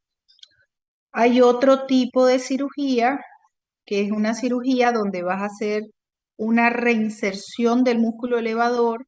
Si perdió fuerza o si se desinsertó, la insertas o lo acortas. Lo haces más corto para que el músculo elevador suba el párpado. Y si no, o si alguna de estas cirugías la hiciste y te faltan unos milímetros, le haces una cirugía que sea un pentágono, donde agarras al frontal el elevador, le pasas, puede ser unas, son unas tiras que vienen de, de plástico realmente, que aprietas aquí, el ojo sube y baja, pero lo mejor es cuando tienes tendón, sacas el tendón y colocas el tendón y te queda mucho más fija porque la sustancia plástica en nuestro clima a veces tiende a bajar, así que comienza muy lindo el párpado y con los años tiende a bajar y tienes que volverlo a operar y a veces hacen alergia a la sustancia que está debajo y se la tienes que quitar. Lo bueno de la que solamente agarras al elevador es que es completamente reversible. ¿Ok? Sencillamente si quieres quitarla, abres los puntitos y la quitas. La otra manera es que haces dos incisiones arriba de la ceja y le colocas como si fuera una U, la aprietas arriba y eso ya lo agarró al frontal y ya sube. Esas son las cirugías que puedes hacer para una tosis palpebral. ¿A quién no le vas a hacer ninguna cirugía para tosis palpebral? Tenemos personas que tienen debilidades musculares, debilidades severas, que son las tosis neurogénicas, ¿ok? Los pacientes con miastenia gravis muchas veces inician con la caída de los párpados, lo primero que les pasa. Comienzan con pérdida de fuerza, pero lo que se dan cuenta inicial es que se le cayeron los párpados de miastenia gravis. Tienes que mandarlos cuando tú los examinas y tienen esas tosis severas, muchas veces los ves en esta posición para poder ver, porque es una tosis severa que está afectando todo el eje visual y le colocas hielo, le colocas 1 minuto de hielo. Cuando le quitas el hielo, enseguida subió el párpado. Tú ya piensas en una miastenia gravis, lo mandas a neurología para que revisen, o también los pacientes que tienen muchos años y a veces no tienen fuerza, nada, nada, o sea, ven que la boca no tiene fuerza ni para tragar ni para masticar, tienen situaciones en todos los paquetes musculares de la cara, a veces con el cuello lo tienen de un lado porque tienen situaciones también el cuello, los manos, revisan esos musculitos también, les haces de todo y después se vuelve a caer el párpado. Pero bueno, cuando diagnosticas una neurogénica, no lo operas, porque le puedes hacer todas las cirugías fantásticas, le puedes hacer una, un acortamiento con una retroinserción máxima y de todas maneras al día siguiente, ¡puf!, los músculos no funcionan. Si los músculos no funcionan, aunque tú los acortes, los retroinsertes, le hagas lo que quieras, los ojos se van a cerrar de nuevo porque es una situación de todos los paquetes musculares. ¿Ok? Entonces a esas personas con mucha pena les decimos que no tenemos para ellos opción quirúrgica. A los demás, pues sí, sí hay opción quirúrgica para los que no tienen una tosis palpebral neurogénica. Fíjense que aquí esta señora, miren cómo el ojo se ve profundo. Hay gente que llega, quíteme la grasa, quíteme toda la grasa del ojo porque quiero tener el ojo sin grasa alrededor. Y yo les muestro esta foto y ahí cambian de opinión. No, no me quite todo, déjeme un poquito, porque aquí se perdió con la edad. Y miren, y esto afecta hasta para la visión porque la, el techo de la órbita le afecta hasta ver para arriba porque está tan profundo el ojo. Pero bueno, perdió el paquete, los dos paquetes, fíjense, el paquete graso superior, el paquete graso nasal, y aquí hay tres. Y con los años, pues muchas veces se va perdiendo, se van, se van absorbiendo esos paquetes grasos y el ojo va quedando más profundo, a veces por esa absorción de los paquetes grasos y la debilidad muscular, van cayendo los párpados. Cuando hay una causa mecánica, a veces tuvo una cicatriz y la operaron aquí, y bueno, y el párpado cayó, a veces tienen masas A veces tienen quistes, masas, tumores, y esos tumores pesan y el ojo cae. Entonces, las causas mecánicas o por trauma, situaciones secundarias, a veces fue operado de una fractura y en la fractura cuando vas a ver tiene un montón de placas y en esas placas hizo unas cicatrices y esas cicatrices por acá jalaron un párpado y un ojo tiene como una tosis, pero tú le operas el párpado y queda igualito porque adentro está la cicatriz jalando el párpado. Entonces, tienes que saber evaluar muy bien si es aponeurótica, si es miogénica, si es mecánica o si es neurogénica, porque es una cirugía pues costosa, es una cirugía que si le vas a hacer al paciente, tienes que saber qué le puedes decir, mire, usted puede esperar esto después de la cirugía. A mí me llegó un niño, bueno, no tan niño, 20 años, el ojo del papá y el ojo de la mamá, completamente diferente. Entonces quiere que el ojo del papá, que tiene un montón y vino con la mamá y el papá. Realmente le tomas la foto al ojo del papá y el ojo derecho del muchacho es el del papá y el ojo izquierdo es el de la mamá. Qué suerte, ¿no? Qué suerte que agarró mitad y mitad. Pero son cosas que pasan, entonces le tomé fotos, le tomé medidas, no tenía una tosis en ninguno de los dos ojos, pero en un ojo tiene demasiado excedente de piel y en otro ojo tiene muy jalado de un lado, entonces le expliqué, usted nunca va a quedar idéntico. Yo puedo quitarle el excedente de piel de un lado, subirle el párpado del otro, pero la forma de los ojos no tiene una tosis. Lo voy a operar sencillamente porque está desesperado, porque quiere, está en ese momento en que la imagen corporal le interesa mucho, la autoimagen corporal, y nadie se da cuenta. Te pones unos lentes con un poquito de opacidad y nadie se va a dar cuenta de un milímetro de diferencia o, bueno, la forma es evidente que son diferentes, pero no tiene una tosis per se y quiere una cirugía de párpado. Entonces tienes que hablar con esos pacientes, tomar fotos antes, después. Le prometí 1 milímetro de diferencia, pero que no va a cambiar para nada la forma porque la forma de los dos ojos son completamente diferentes. Ahora llegan pacientes con ideas locas. Eh, un español llegó que pues se casó con una panameña oriental y que toda la familia de la esposa es oriental, y el español quiere ser oriental ahora. Entonces se tiñe el pelo de negro, siempre cuando vean algo raro, mándenlo al psicólogo, mándenlo al psiquiatra, pero no se meta en ese con Colón si es posible, pues no hay plata que lo valga. La persona tiene un problema de imagen corporal, no tiene una patología. Y bueno, quería que uno lo volviera oriental, que le quitáramos, le hiciéramos pues el pliegue que tienen los orientales, quería que se le hicieran los ojitos alados, pero sus características, los ojos súper sanos, yo no lo operé, después fue con alguien y lo operaron, lo hicieron le hicieron el pliegue. Igual no está feliz, no está feliz porque en su imagen corporal todavía no va a tener nunca los ojos negros, pues no tiene los ojos negros, no tiene el pelo negro, no tiene el pliegue idéntico que todos los orientales, como quiere ser oriental, para mí necesita una evaluación por psicología y psiquiatría y un seguimiento. Entonces, los cambios de imagen corporal, si no son patologías, no van a cambiar aunque ustedes les cambien los párpados. Ya cuando es patología, pues sí, van a haber grandes resultados, van a haber personas muy felices, van a haber personas coherentes que saben que mejoró su situación, pero si es solo por imagen corporal y no tienen nada patológico, piensen antes de operarlo.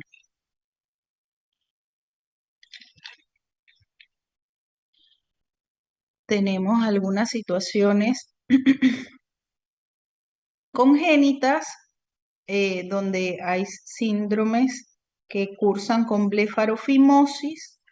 Ven que este párpado así está afectando el eje visual. Si ustedes le colocan la luz a este bebé, la luz no la ve, o sea, él está tratando, fíjense cómo eleva la quijada para tratar de mirar algo, pero esos párpados están cerrados. Estas cirugías son de cuidado, hay que colocar injertos, hay que ver cómo va la movilidad del párpado después de los injertos, hay que hacer toda una transposición de piel para tratar abrir lateral, para tratar de abrir esos párpados que nacieron con una situación genética que está afectando la visión.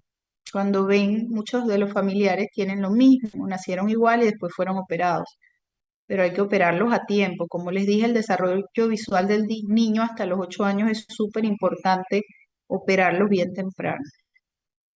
Bueno, tenemos que con los años va cambiando, como ya vimos, los paquetes grasos, los 3 paquetes grasos inferiores, a veces eh, músculos, todo va cambiando, la tensión de esos párpados, la pérdida de colágeno, la pérdida de la elasticidad de la piel.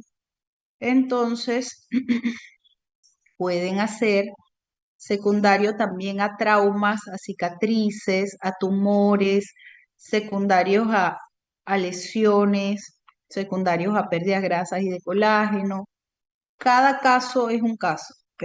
Hay que investigar bien cada caso, ver si tienen una buena elasticidad, se llama el snap test, jalan hacia adelante y eso debe regresar. A veces la piel se queda, ustedes nada más hacen así, queda puesto donde ustedes jalaron.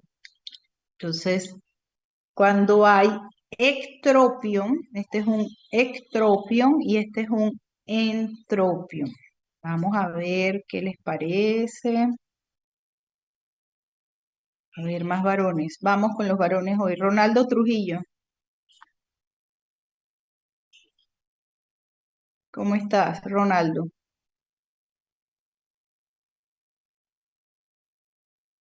Nada. Juan Wong, Presente. ¿cómo está? Oiga, dígame, ¿qué le preocupa con el ojo verde que está ahí, el ojo de la derecha? Bueno, a la derecha de la pantalla. ¿Qué le preocupa a usted? ¿Qué piensa? Primero, ¿qué es? Ya lo dije, pero dígamelo de nuevo.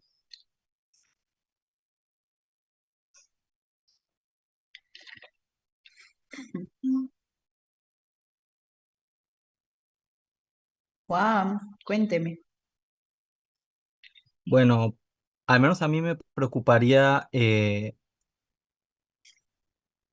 que, o sea, las pestañas o sea, que las pestañas están en contacto con el ojo, entonces eso también, la incomodidad me preocuparía a mí. O sea, ese es en el entropion. En el entropion le están preocupando las pestañas. Muy bien, ¿por qué? ¿Qué pueden hacer esas pestañas? Ese es el ojo azul, no el verde. En el azul, ¿qué pueden hacer esas pestañas? Erosionar la esclerótica. Doctor, primero está la conjuntiva y después la esclerótica. Todavía la esclerótica, eso no llega, eso está tocando conjuntiva, no pasa nada. Pero ¿qué otra estructura ahí en el ojo le tiene que preocupar un montón? ¿La córnea? Perfecto, la córnea, la córnea. Eso hace como si tuviera un rastrillo. Cada vez que abre y cierra está ahí rastrillando y puede hacer úlceras corneales, infecciones corneales, inflamaciones en conjuntiva, puede hacer conjuntivitis a repetición, pero lo peor es que puede hacer úlceras corneales infectadas y que esas úlceras infectadas puedan hacer que se pierda el ojo tarde o temprano, ¿ven? Entonces, muy bien. Vamos a ver, Carlos Loyola, ahora hábleme del ojo que es como medio verde, medio chocolate, de la derecha.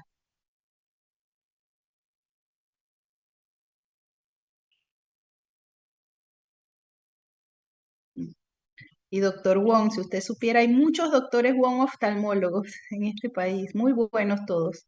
Me han Por eso, contado. por eso lo llamé, tiene un apellido oftalmológico en este país. A ver, Carlos Loyola.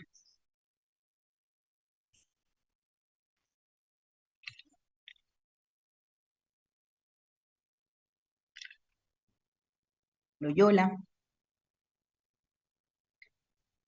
Seguimos con los varones. Carlos Martínez.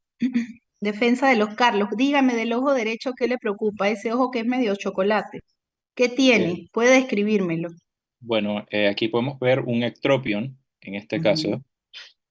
Aquí más que todo nos preocupa porque como el ectropion es que el párpado está más hacia afuera, el, este puede poner más la superficie interna del mismo párpado. Perfecto. ¿Qué más?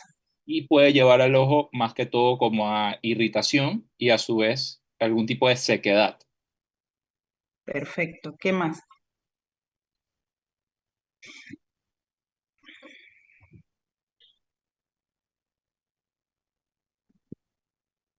Vamos, vamos.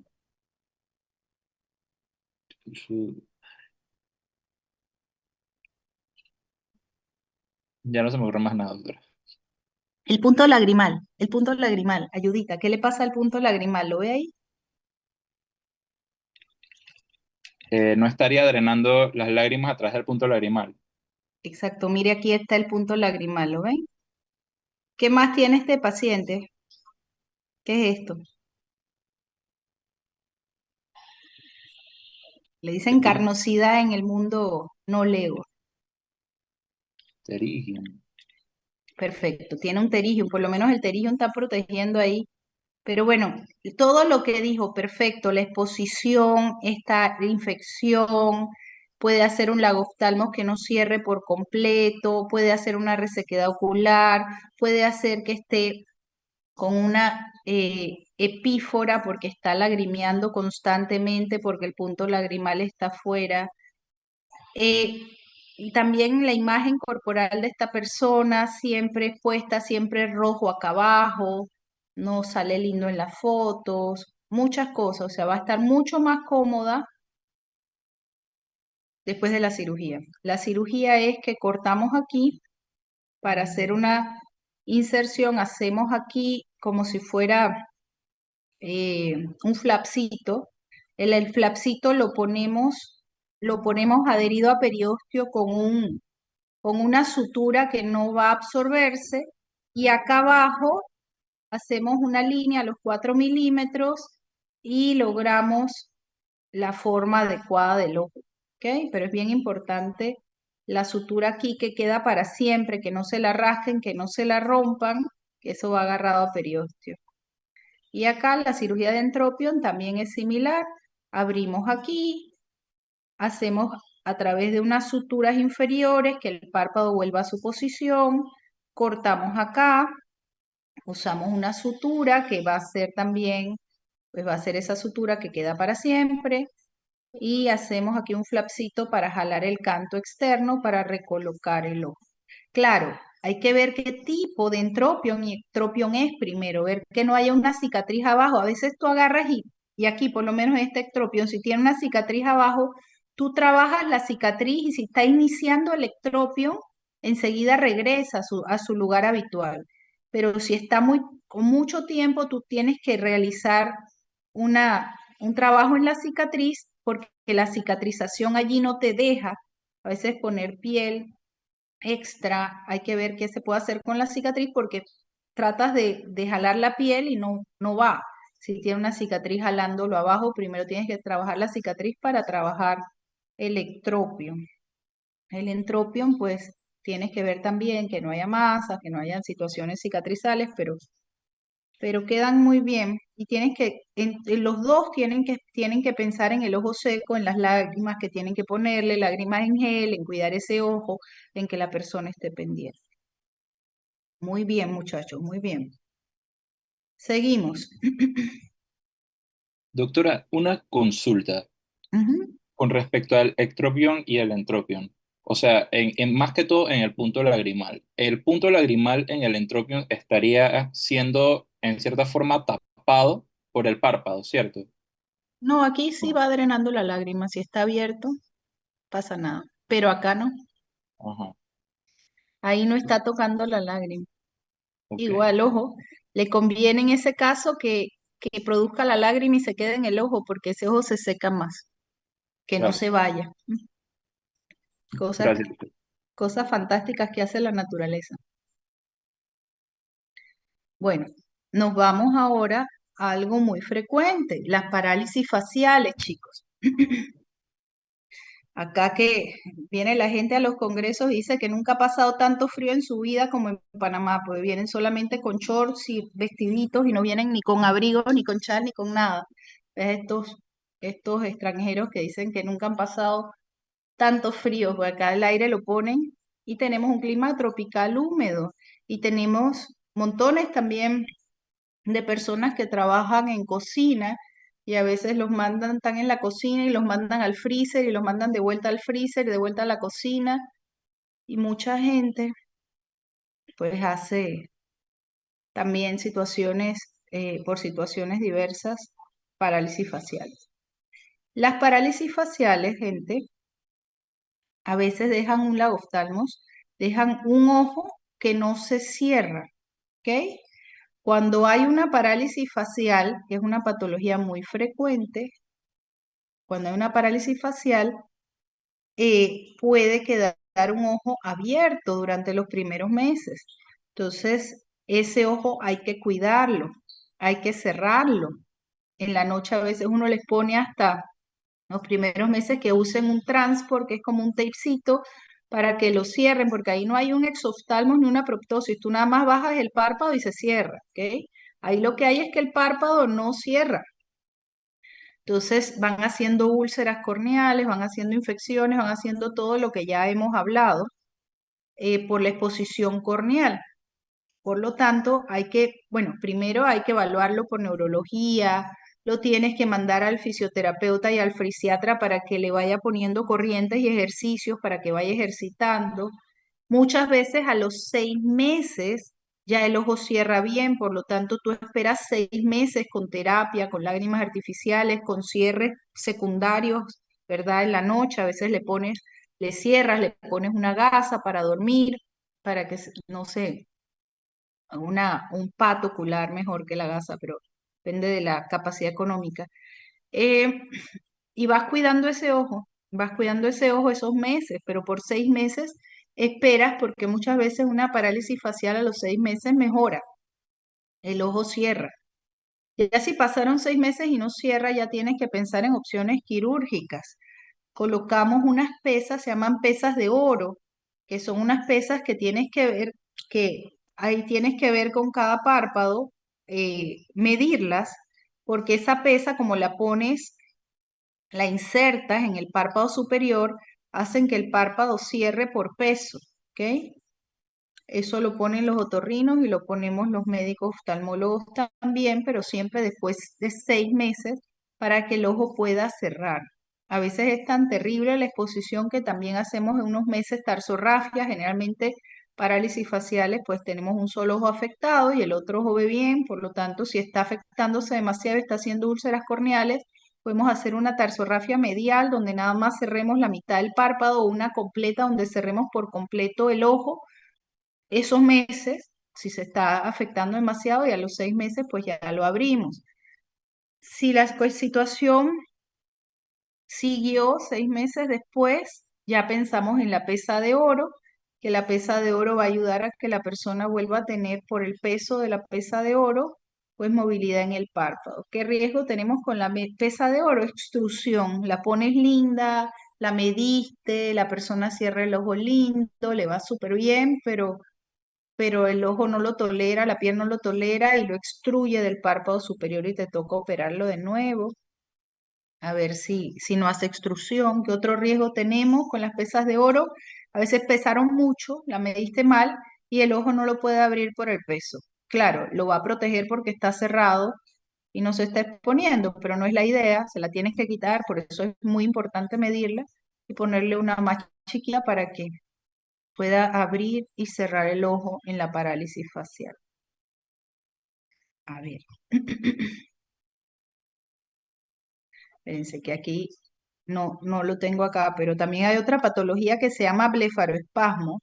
Vamos a quitar ahí parálisis, hay un blefaroespasmo que esa, a veces lo ves así mismo como la parálisis, pero es un espasmo, está moviendo y moviendo el ojo y eso lo reseca terrible, está moviendo y moviendo la voz acá, es un blefaroespasmo, a veces con espasmo hemifacial, eso tiene que ser visto por neurología. Hay equipos y grupos, lo único cuando los estudian y todo, lo único para esos blefarospasmos de tratamiento es la toxina botulínica. Hay que ponerle Botox cada 4 meses a esos pacientes para que ese espasmo muscular disminuya. Hay clínicas en neurología y en fisiatría y en oculoplástica donde ponemos Botox, pero esto es un grupo de pacientes que cada 4 meses tienen que ponerse el Botox. Y si tenemos una situación con el Botox, que hay gente que llega un momento en que no le funciona. Hay gente que se lo puso por 10 años y de repente después de 10 años ya le colocas y no hace el mismo efecto. Hay gente que sí le va bien toda la vida, pero para estos blefaroespasmos y espasmos hemifaciales, el único tratamiento es la parálisis muscular para que toleren, porque no pueden, es una cosa que no pueden ni hablar, ni comer, el ojo sigue cerrándose, le pones lágrimas, es muy incómodo cuando ven esos blefaroespasmos y espasmos hemifaciales. Y lo que los controla son las clínicas de colocación de Botox actualmente. Y bueno, las lágrimas artificiales. Bueno, seguimos, chicos. Orzuelos y chalazion.